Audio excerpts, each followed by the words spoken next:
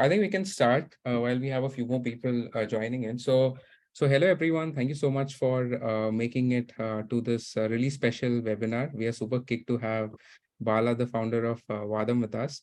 So before we jump into the session, very quickly about D2C Global and the supporting partners we have here. So most of you know D2C Global is a community effort started by practitioners, founders who have been selling internationally.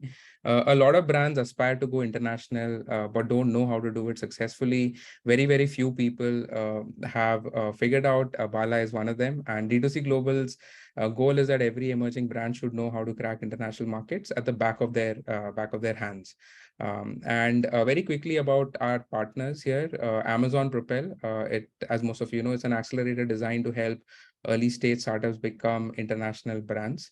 Produce. I am one of the co-founders at Produce. We are a global distribution accelerator, helps select brands, manufacturers scale globally. Pota G Express are freight forwarding companies that help customers with cross-border shipping, both via sea and air. They help with warehousing and other related logistic services. Stelcore PNA Lucria, they help customers with global tax solutions, overseas entity setup, product compliances, intellectual property rights, among others. And lastly, Ping Pong is a cross-border payment solution to manage multiple virtual accounts in various currencies to withdraw funds to Indian bank account. So now, without wasting much more time and getting into the session that everyone has been waiting for, allow me to introduce you today's speaker, Bala, who is the founder and CEO at Vahdam. So Vahdam is a really special company from India. Vahdam is a sustainable and ethical wellness brand, bringing India's finest teas and very recently spices as well to consumers globally. So Bala started this brand in 2015 when he was just 23 years old. And the brand today sells in multiple countries, multiple channels, both online and offline.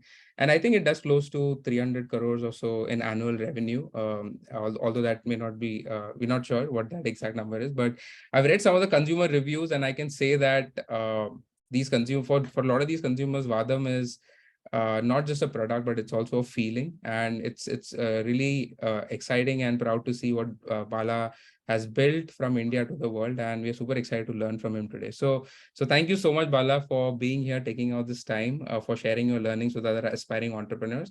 We'll also put this up on YouTube so that more people can refer to this and learn from in the future. So passing the mic to Bala. Bala, will be great if you can tell us a little bit about why you started Vahdam, why global, and tell a little bit about Vahdam's products and presence today. Thanks, Ben, for having me on the podcast and for the kind words. We actually started Vahdam with a very simple idea of taking the finest Indian teas to the world under a proud, ethical, homegrown label. I think multiple sort of triggers, and observations in my journey early on as an entrepreneur before Vahdam, which led us to sort of identify this as an opportunity and then go all in, right? Which I would love to talk about. I think just a little bit about myself, right? I think I'm a Delhi boy, end to end, born and brought up in Delhi. Always had the entrepreneurial bug, right? So I think even in my undergrad, I started a digital marketing company. This is 2010, almost 14 years back, and with a simple goal of I think social media was just coming up, and my simple goal was can we get brands to build their social profile and help them sort of go deeper with their digital marketing initiatives, right? That was the real idea, and I had some sense of that. But worked for a bunch of brands, did a few things around that.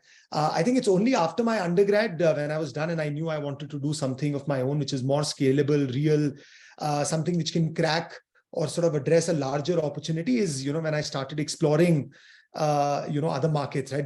I think my digital marketing company was more of a student startup, something I was doing part-time.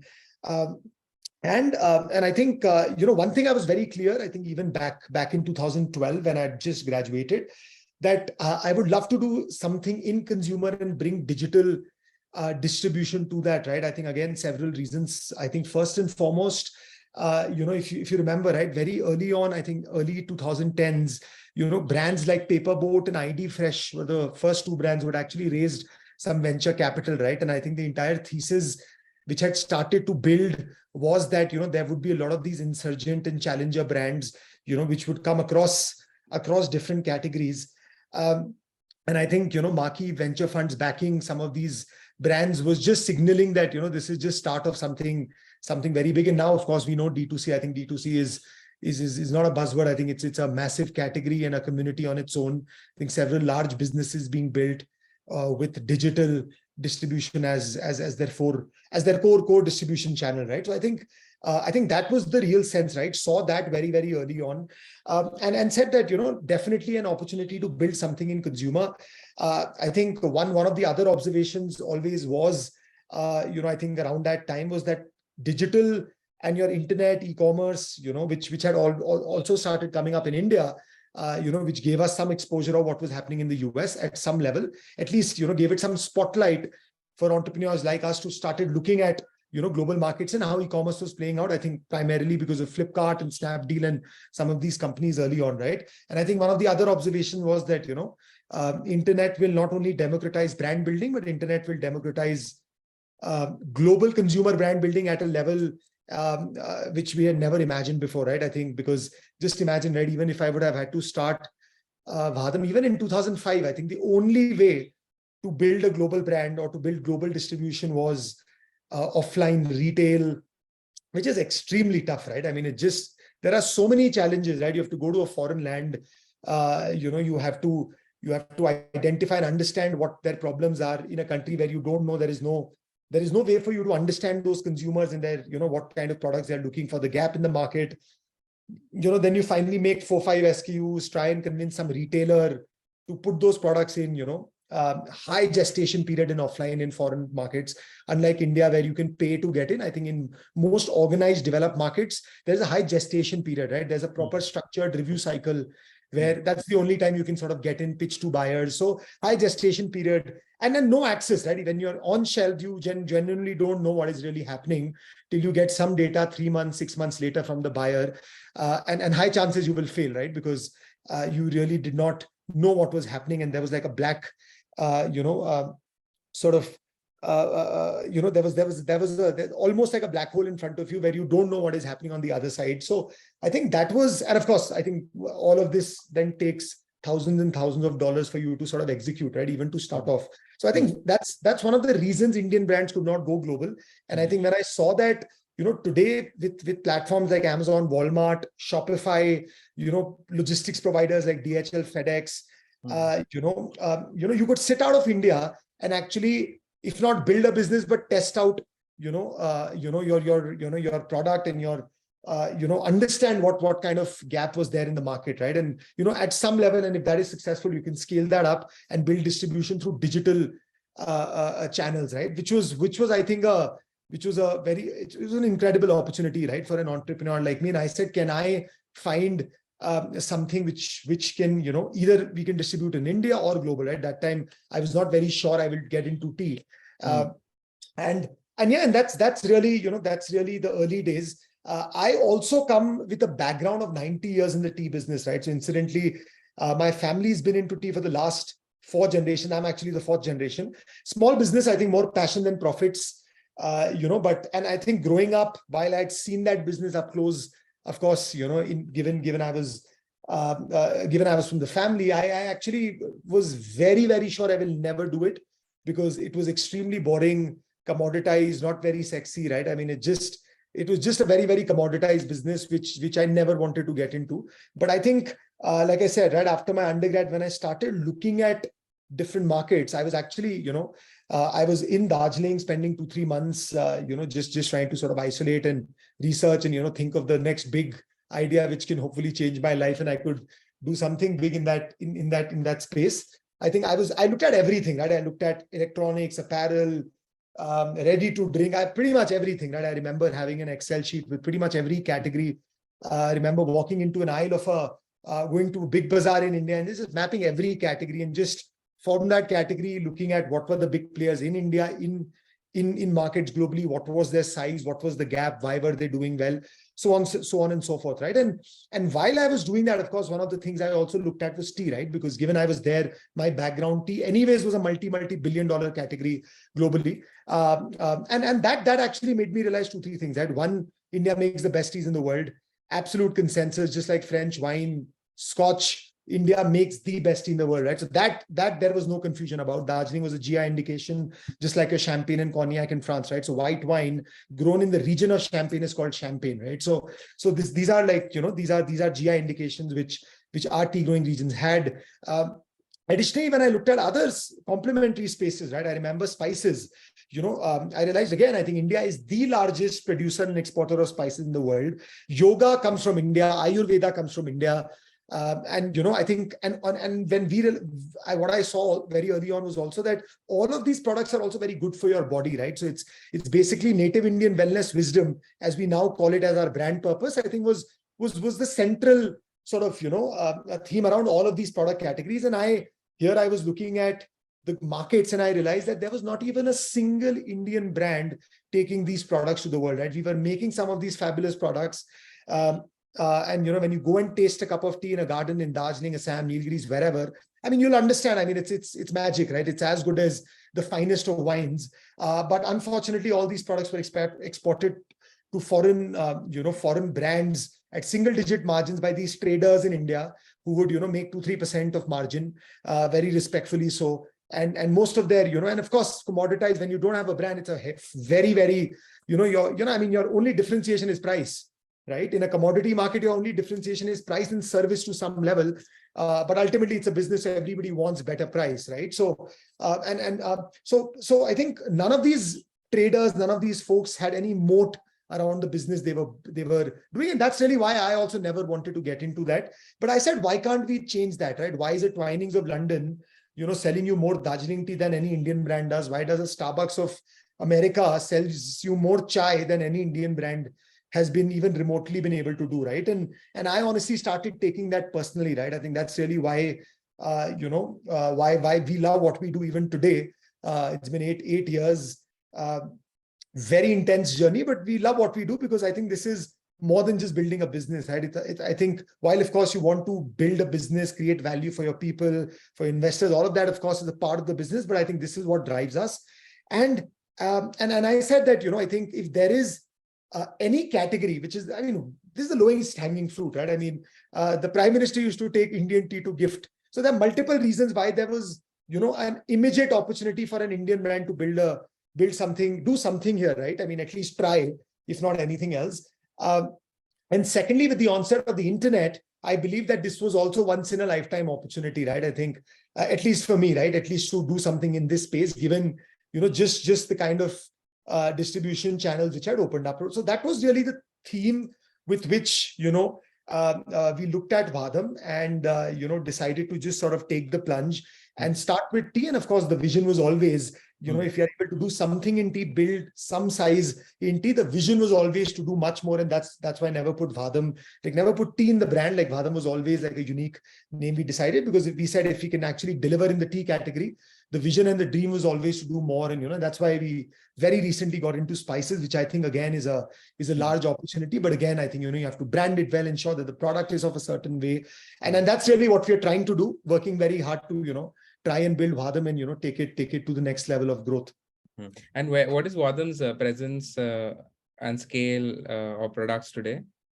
If you could just give a quick. So we are, I think when we are 200 crore plus business, net revenue, I think our primary markets continues to be North America and some parts of Europe, UK, Germany, a little bit of South Asia now. India is of course less than 5%, not because of anything else, but I think, you have 24 hours in a day. So, you need to focus on what will bring you higher returns. And, as much as we can do, we are still a team which is figuring out. I think we're still a long way to go. So I think trying to focus on where we see a bigger opportunity, but that's where our distribution is. And of course, the vision was always to go omni-channel, started with online as a go-to market. That was our go-to market strategy. A brand is a brand. You buy it on Amazon, Walmart, your website, or your local grocery store. I think a brand is a brand. And today, of course, we are like, we're multi-channel. Of course, still online contributes a larger chunk of our revenue. And I believe that will continue to be for the next 24 months at least. But we are now, of course, in like 5,000-6,000 stores in the US, Canada. We're in a few thousand stores in Europe. We're also in the hotels, restaurants, cafe, Horeca channels. And of course, online, of course, D2C, Amazon, amongst other marketplaces continue to dominate, our share in terms of revenue.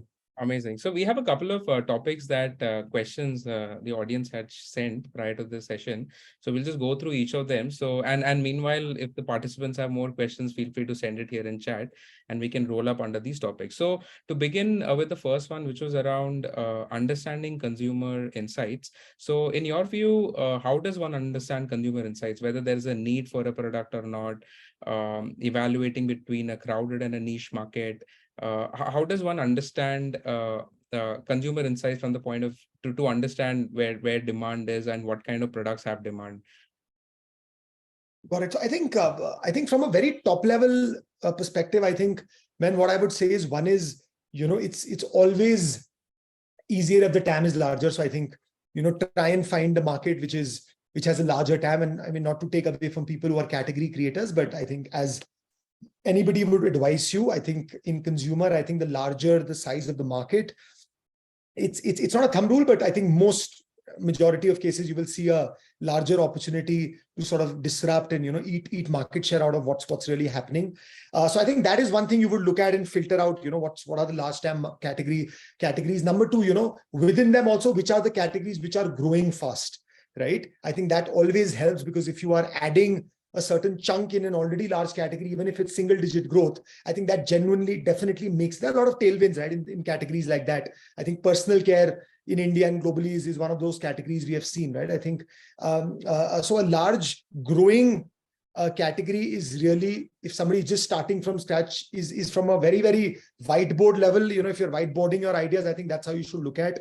I think within that, if you want to go deeper, what I would of course do is try and identify wide spaces. So my first step would be secondary research, right? So you tap into, secondary research reports, talk to people who sort of understand that industry, and try to find wide spaces in the market, right? And I'll try to sort of, say all of this with what we did at Vahdam. When we looked at, so tea was a large market. It was not growing the fastest, but it was an extremely large market. And we said, anyways, what we're trying to build is eating or taking market share from what is there right now. Second was when we looked at these markets outside India, right? We actually found a massive white space in 2-3 levels, right? One, when we buy whiskey, right, we all want Scotch. When we buy wine, we all want French wine, right? I mean, if given a choice, that's what you will get.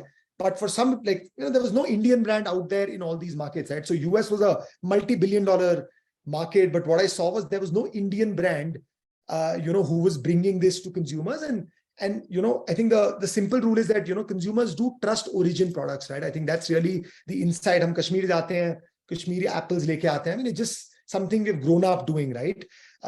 So I think that was one of the white spaces. Second, of course, product.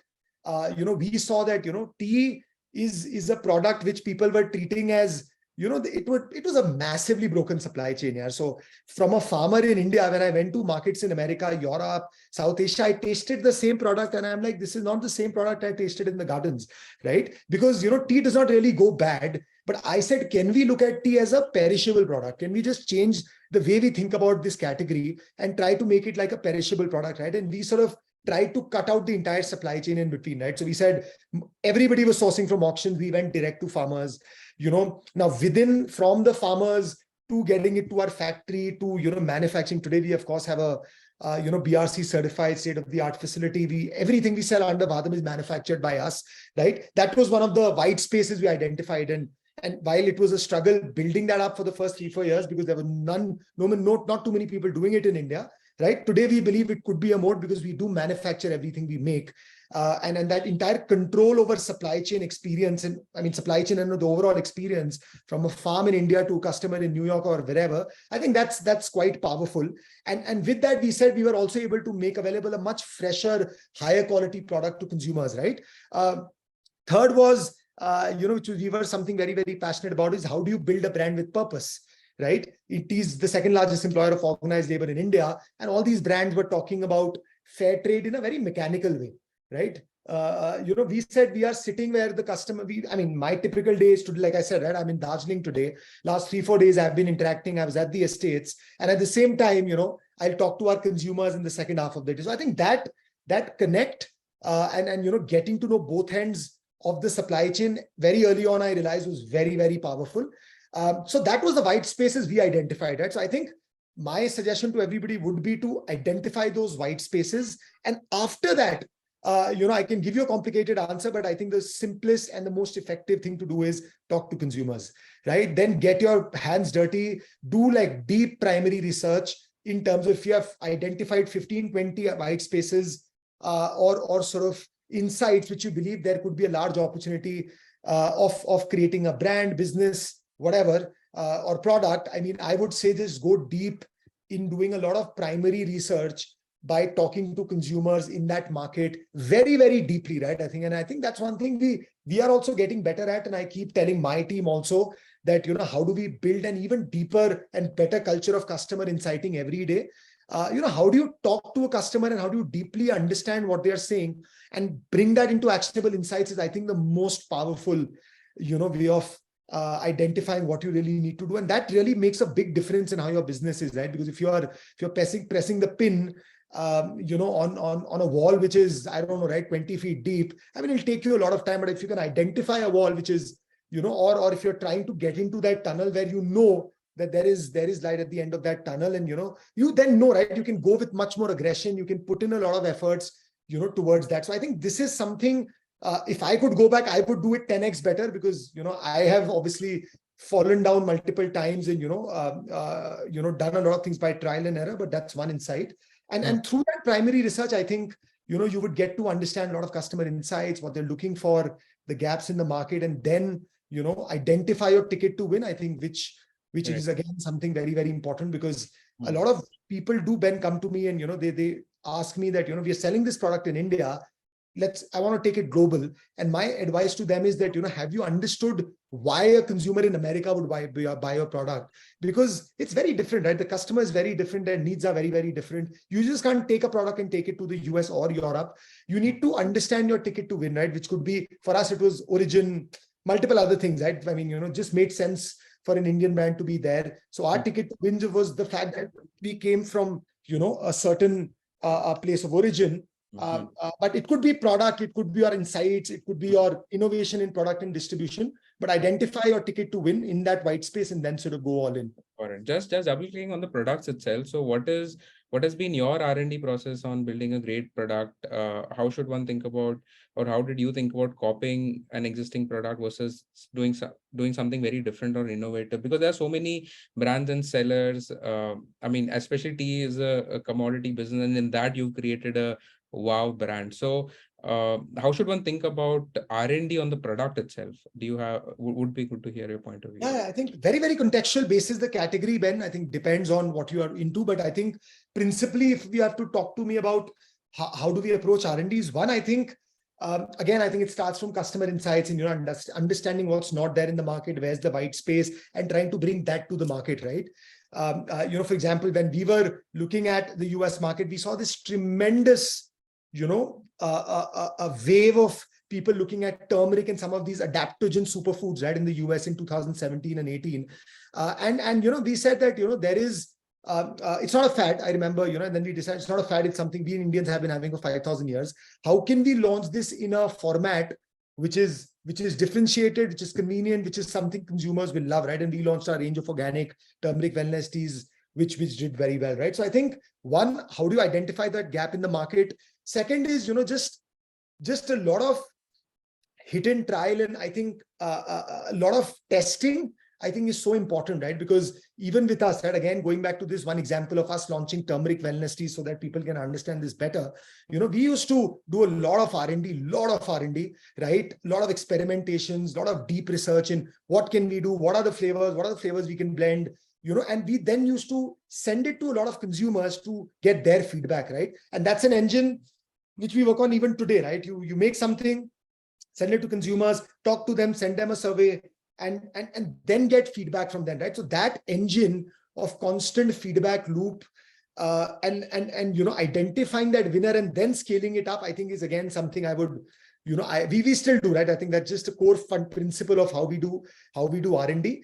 And I think third is, I think sometimes in R&D you also have to be patient, right? I think you can't, a lot of times, we have, like, I'll give you an example, right? Spices, for example, we've just launched it a month back. We've been doing spices for 4-5 years because of our blends, which had spices, but we've been working on spices for the last 2.5 years, right? As a team, right? In terms of sourcing, in terms of, we've been launching a bunch of seasoning and a lot of these blends as well. And a lot of that has been happening for the last 2.5 years. So my sense is, I think, while you need to divide your R&D between things which you can launch quicker and things which will really differentiate and, which might take a time, but my only sense is do both, because sometimes, just being patient with R&D and doing it deeply can give you results, can give you a lot of good results going forward, right? So I think that's really how we do it at Vahdam still. And any tools that you use, your team uses to look at these demand side insights? Not really. I think very, very simple. Go to, I think, Amazon.com, go to, Walmart, download those reviews, use an Excel and just map what's happening. I think, you don't need any fancy tool is my sense, right? I think tools like Helium 10, Jungle Scout, I think, very, very popular tools, extremely helpful. And I think so that, I don't want to, direct anybody in the wrong direction to waste time. Don't do anything, use them. Do a lot of thousands and thousands, millions of reviews, in fact, across categories available. Just mine them well, analyze them well, keep a data analyst to sort of dig through insights. But I think those are very, very powerful early on. And then I think basis that, and obviously back it up with some secondary research and, talking to a few customers, of course, like I said, but I think you don't need anything else. At least that's what we do even today. We sometimes use some secondary, research or primary research agencies. Of course, we did it for spices, but those are for, some very, very different reasons, right? For example, our spices launch was critical. So we said, what should we put on our packaging? And even though we had insights, we said we want to be absolutely sure, because we were trying to do it in a slightly larger way. So, talk to a few 700-800 customers and understood what's more important for them. And that's how we did our front panel packaging and a lot of these other things we are doing in the pipeline we have created for the spices business for the next 3 years. But I think probably, I think just deep customer review mining would do wonders, for anybody here. Got it. Awesome. Great insight. So just shifting gears a little bit to marketing. So Vahdam has really done an exceptional job in marketing. So would love to hear what were your initial 2-3 years journey on marketing and acquiring sales. That would be useful for entrepreneurs and brands here to learn and listen. Correct. So I think, marketing for us, if you look at how we have built Vahdam, right? One, I think we have been very, very fundamentally genuine to what we are doing, right? I think we have tried to, I keep giving this anecdote, right? A lot of people told us, when I was pitching to them early on in 2015, 14 and 15, right, that I want to do this, build a brand from India. A lot of, like, in fact, a CM of a large company told me, Bala, don't put India in your positioning, right?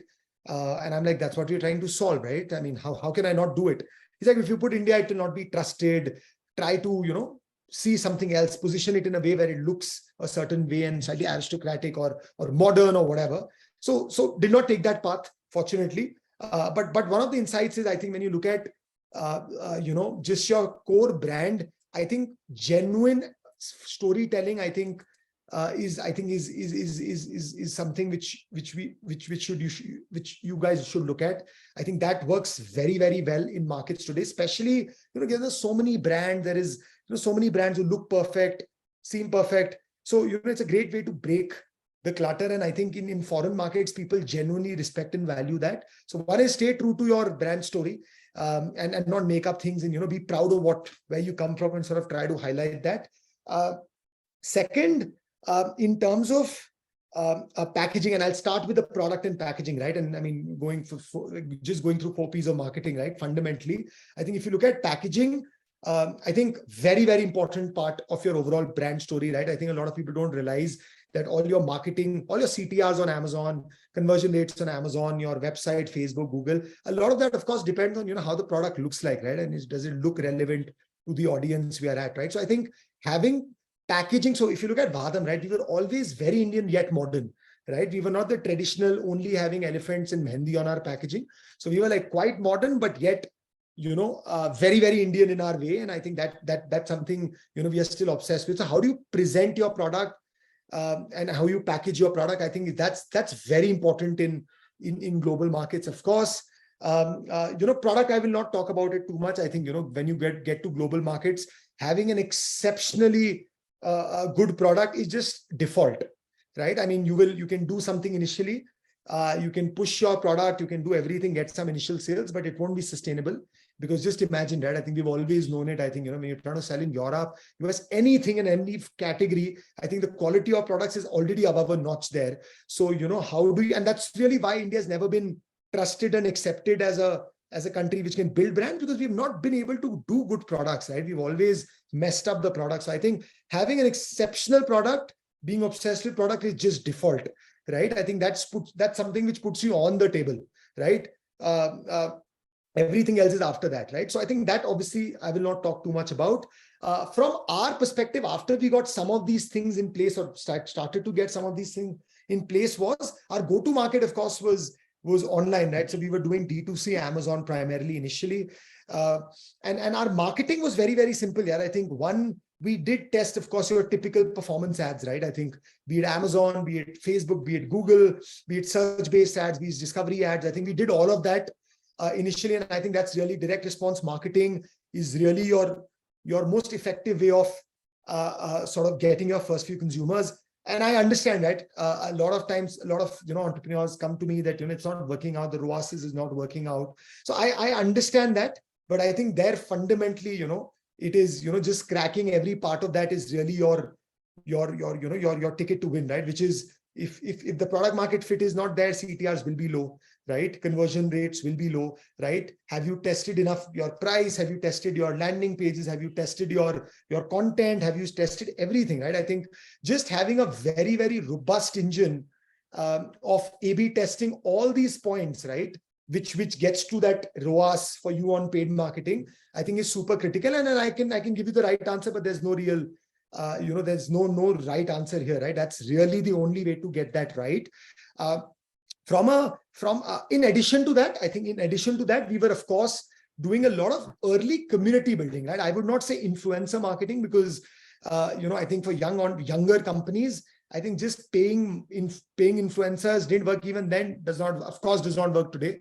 Super expensive. Us time it did not ever work, right? I think what I would do is that, how do you, I ended up, getting into a lot of these tea groups, right? So tea is like, people drink it like wine. So there were a lot of these tea communities, across different platforms, from Facebook to even WhatsApp and to, some of the early social media communities, right? So try to get into that, right? A lot of these blogs were there, a lot of these people who used to write blogs about teas. And, this is really the top of the pyramid consumer, right? This is the connoisseur. If they like your product, they like your brand, no? They actually talk to 20 people.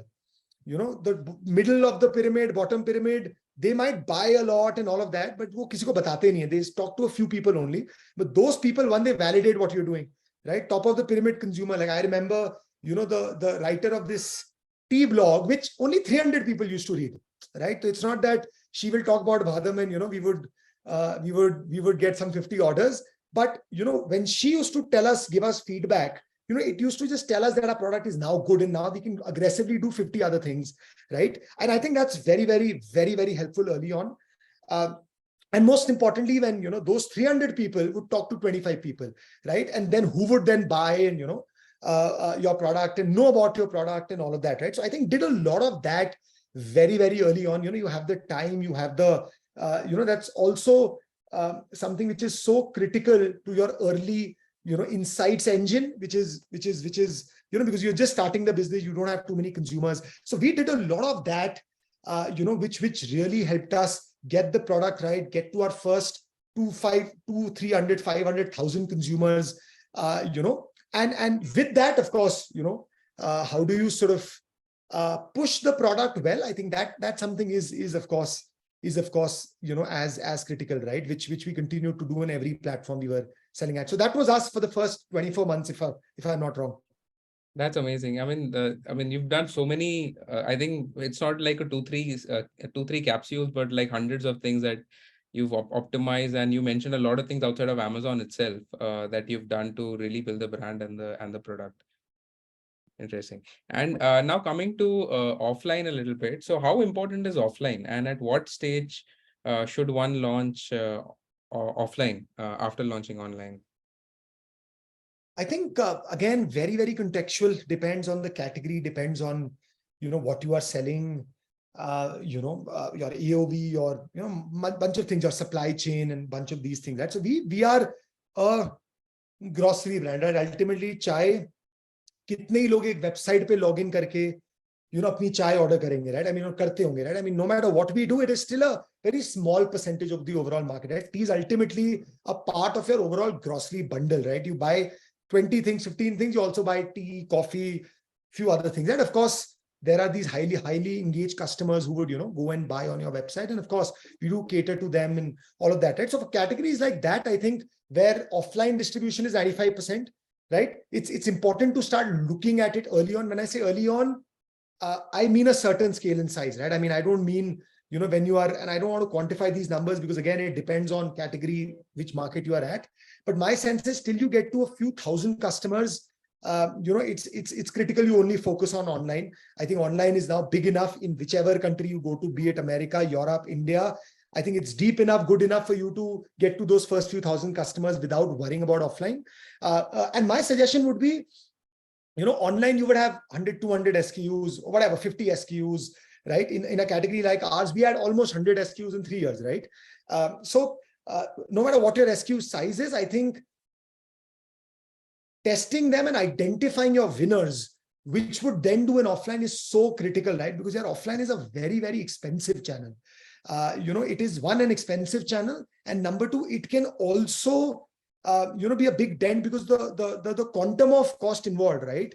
Globally, when you talk about offline, is much, much higher, right? Because it's very, very organized. You'll have chains with a large number of stores, right? So even if you get in, right, there will be a certain kind of listing fees, which could be a free fill or a paid thing, right? No matter what that is, then you'll have to commit to some marketing, there's a certain cash flow involved, working capital sort of dent, which is involved. And if you don't know that, if this product will do well or that SKU will do well, it could be disastrous, right? Because you also don't get too many chances with these retailers. So my suggestion would be, and the ideal GTM would be to go online, go, of course, start building across channels, online, go aggressive, test a lot of your products, identify some of your hero SKUs, hero products, scale them up, right? And when you do that, I think there are two things which will happen. One, you would be very confident of taking them into offline, right? Those certain SKUs, those 3, 4, 5 SKUs. And secondly, you would also start getting a lot of interest, from buyers, which happened with us, right? And third, when you pitch to buyers, I mean, ultimately, when you go to foreign markets, when you go to any buyer, right? Even in India, I think ultimately your pitch, a buyer is interested either if you will help them grow the category, or, it's basically ultimately incremental revenue to the category, right? And how do you bring that? Because no buyer is interested that if you come and eat somebody else's market, right? I mean, it does not really, help or intrigue the buyer too much, right? That's one of the insights we have gotten. If you can help the buyer increase the overall size of his or her category, I think that's really where you can, that pitch is what buyers love. And I have seen those closing much faster than some of the other pitches where I see this tea is great, but again, we will just eat the other person's market share. So I think when you have some of those insights and you can take them on a deck in a quantified way that, hey, look at this platform online, this is the market size, ABC brand is doing this many units, and, we're already at this market share. And now we believe these are the pin codes my orders are coming from, right? So we were very, very dominant in New York and California, right? I mean, like any brand would be, right? The top 2 GDP states. And even for Vahdam, that was it. So we went to this Eastern, chain in the US, the first chain we went to, and we showed them the data, right? That look at so many people around your stores buying our product. And I think that really made a big difference in, convincing that buyer to buy our product, first of all, And secondly, because we had that insights when we actually launched the product, within 3 months, it actually became the bestseller in their category, right? In that specific subcategory. So I think that is how I would look at offline in the assuming, these are, companies who just Got getting it. into. And in this also, should brands work directly with retailers? Should work with distributors? Should they have their own base team in the market? Do you have any view suggestions on that? So ideally, you'll have to look at the market you are at, right? I think it depends, on what your go-to-market strategy is, right? Like I'll give you a small example. If you're selling to the diaspora, right? There are a bunch of these diaspora distributors in UK and US. I'm assuming we don't sell to the diaspora too much, right? So they're going through a distributor is better, right? Could be better is what I'm saying, right? Versus say going directly to a Patel brothers who would also then assign you to get through a distributor only. They will obviously not take it directly mostly. A lot of them will get you to sort of come through a distributor. But otherwise, it's I think generally the retailer approving first, and most retailers have a default distributor in place, right? For example, if you have to get into Whole Foods, the only way they take supplies through Unify, which is a listed distributor in the US. So if you get into Whole Foods, you have to automatically get listed with Unify, supply to Unify, who would then put it into Whole Food stores, right? So I think there, even going direct, could be a better strategy, is generally a better strategy. Got it. Because you can also then price it properly, right? Jada jitne log beech mein daloge, right? Ultimately, today it's a very, very competitive market, right? Earlier, kya hota tha, koi India se product ja raha hai, supply kam hai, so you could sell it at a certain price also because supply is not there. Today, what you are selling, Amazon has 50 other brands doing it already, right? Sellers already selling it. I mean, that's the reality today.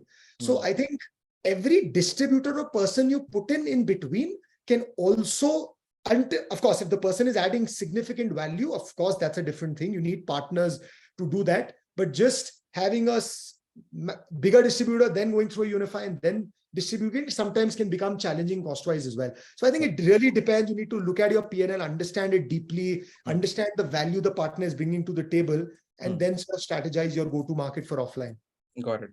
One question just has come in for online sales is like, is Amazon.com or Vahdam.com which has more sales? And one related question to that is, do global consumers, or global consumers obviously trust Amazon. Do you also are able to build that trust for Vahdam.com as well to have consumers come there and buy? No, so I think Amazon is definitely larger, just because of, the access. And of course, we're also a grocery product, right? Our AOV on Amazon would be $18-19, right? Which, when you in a category like tea, you tend to have a higher dominance in some of these platforms, right? If not other categories. So for us, it's Amazon, which is higher than our own website. But I think it's two different sets of customers, right? I think of course, Amazon is generally more trusted. But my sense is you're more, the LTVs on your website is much higher, right? You can sell them more. They are more loyal to you there. You can, market to them better. You can reach out to them better. You can sell new launches to them. So the LTV there, is much, much higher. So what we have seen is your generally higher engagement customers would come on your website more. And some of the mid engagement, lower engagement customers would sort of buy on marketplaces because just it's slightly more convenient for them to do it. That's again not a thumb rule, but that's broadly what we have seen. And I think for us going forward, building both channels is as critical, right? As any of them, right? So I think there are a lot of customers we speak to, right, when we do surveys, right, who would, and also there's a lot of people buying from both sort of platforms that we keep doing these surveys. I mean, like, you've not come back here. You had given us this positive 5-star rating on our website, who never came back. And then that person tells us, I've been buying from Amazon for the last 10 months. And these are the 3 reasons, I'm buying from Amazon because whatever, right? Like next day delivery was one, it could be. So one is trust, but there are some of these other offerings. And then he's like, I have a Amazon Fresh,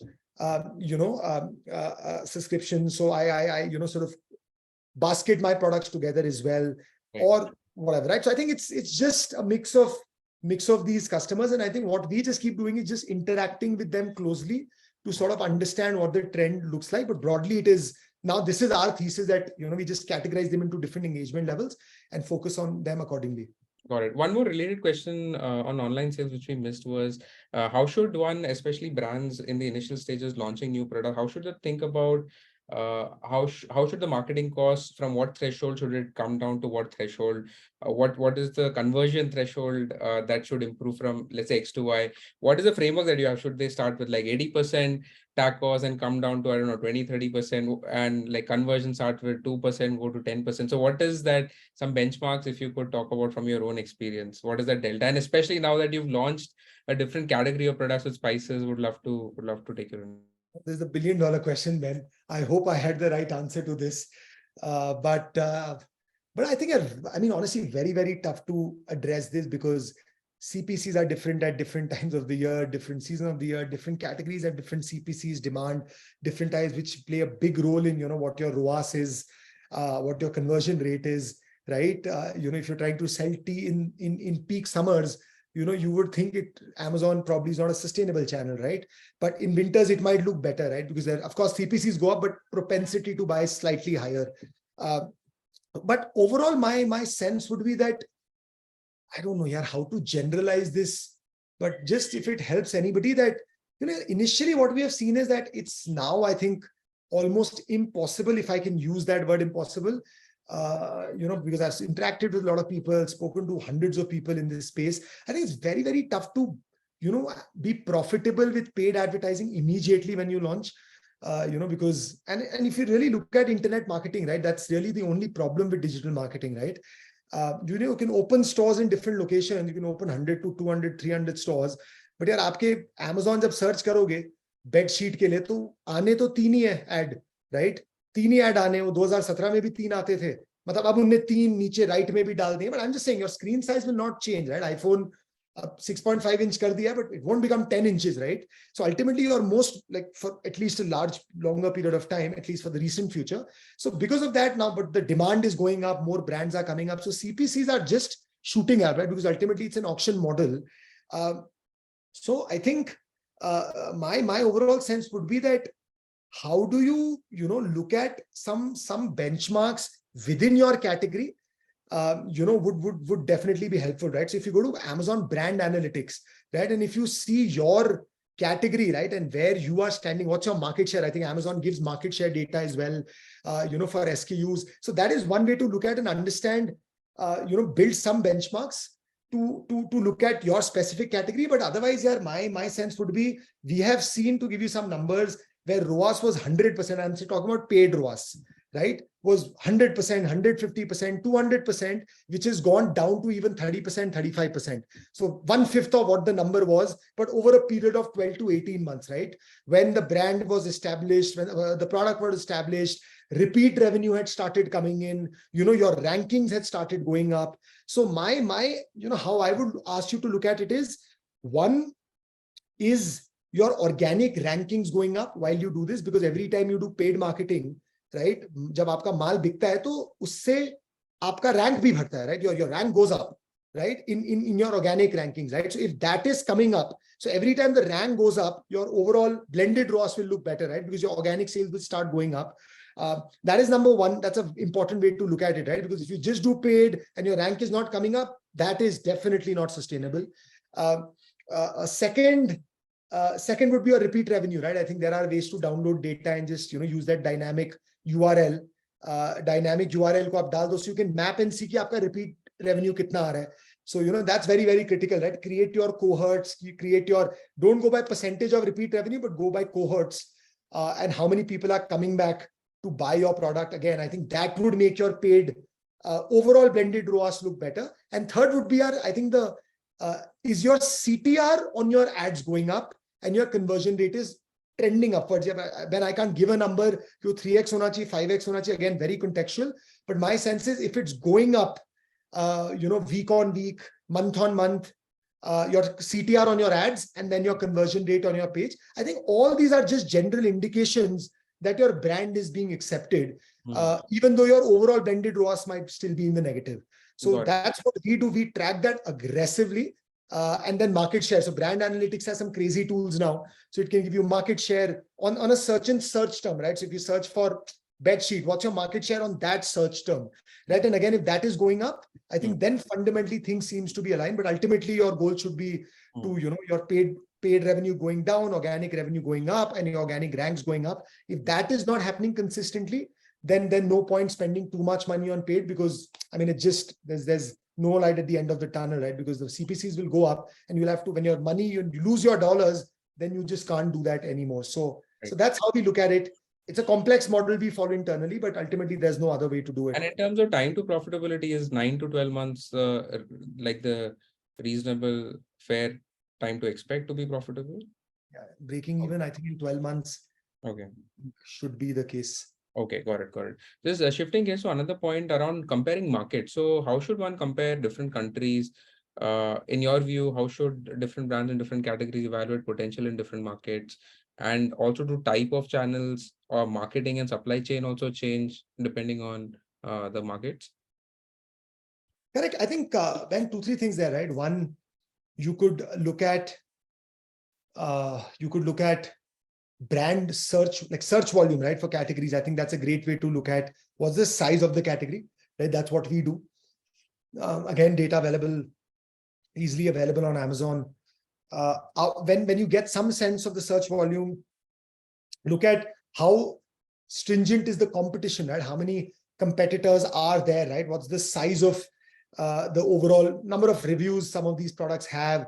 What's the market share of the top 3 products, right? I mean, that makes that's something, I'll give you a small example, right? If the market share of the first product is, say, 30, 40%, 50%, that means it's generally a tougher category to crack, right? Versus if it's slightly more distributed, slightly lesser, it's relatively easy, right? It's like that means that product is like really accepted and, market leader. So it's very tough to break that. But if it's distributed, people are open to experimentation and things like that. So small insights like that help, which is a lot of data which Amazon shares, with you. And then basis that, I think, you then decide to launch your products in the categories where you think you have the highest chances of winning. Of course, supply chain changes significantly, right? I think Europe is I think for food is very complicated. US is complicated in different ways. Canada, there are different regulations. South Asia, there are different regulations, right? So I think, again, depending on category, I think every country has very, very different supply chain, taxation, responsibilities you need to sort of work on and adhere to.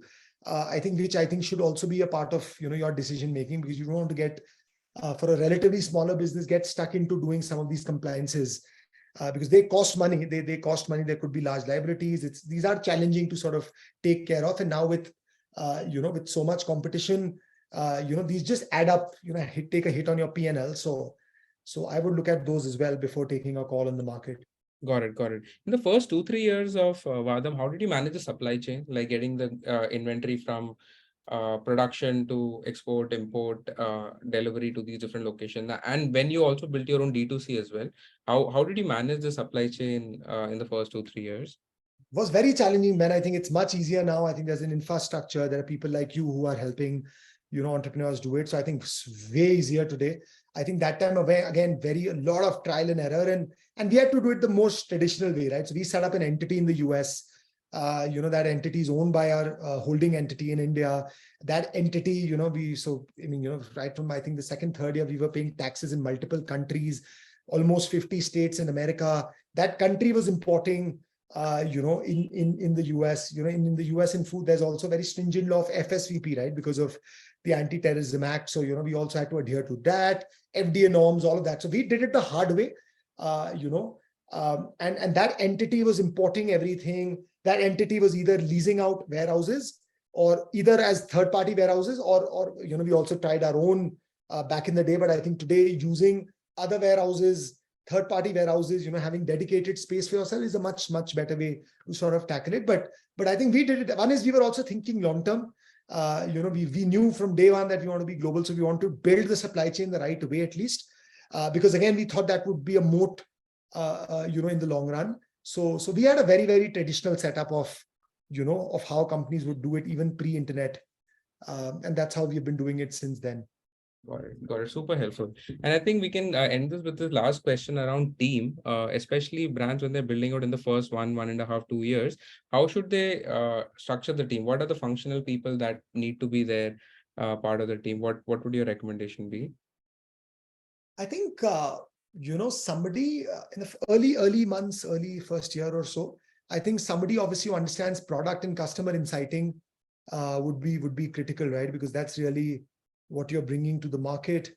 That person needs to understand price sensitivity, what you're bringing to the market, what are customers saying about your product, about competition, how are you iterating the product every week. In fact, I mean, early on, though, every week is really, there should be like every week, every month. That really should be the culture of iteration. I mean, you might put 3 changes together in one batch, but you're like, what you're thinking about the product, I think has how fast you can do that makes a big difference, is my sense and advice and suggestion. So having somebody do that, well, could be a game changer. And second is, of course, I think somebody who understands, or can do the typical operations of selling online, right? Which is, your entire digital marketing stack, Facebook, Google, Amazon ads, just looking at paid media very, very well, right? I think that's a full-time job, right? To just look at how can you optimize. A lot of people don't realize that, even going deeper in paid media buying is so critical to, to sort of your success, because you might think paid media is not working, but then when you go super deep, you might realize that, I mean, to give you a small example, right? I mean, in I think in America, there was this one keyword which we were selling on, and and there was a lot of spend happening. It was a typical keyword like Darjeeling. Later on, we realized that Darjeeling Limited was a movie which had come out. So there was a book which was being bid on that keyword, right? Crazy story. In France, Darjeeling, we were paying like 5x of what we would otherwise pay. We realized Darjeeling is a lingerie brand in France, right? So I think just 2 crazy stories, where we have seen, again, that's obviously very easy to identify, but there could be some deep insights you can, changes which can help your overall paid look better. So do that, and somebody doing that well, I think would be my second hire, or second team member. So yeah, Got it. that's all you need. Yeah, super helpful. Thank you so much, Bala. We've come to the end of the session. Thank you so much for taking out time for this. You have a very, very busy schedule.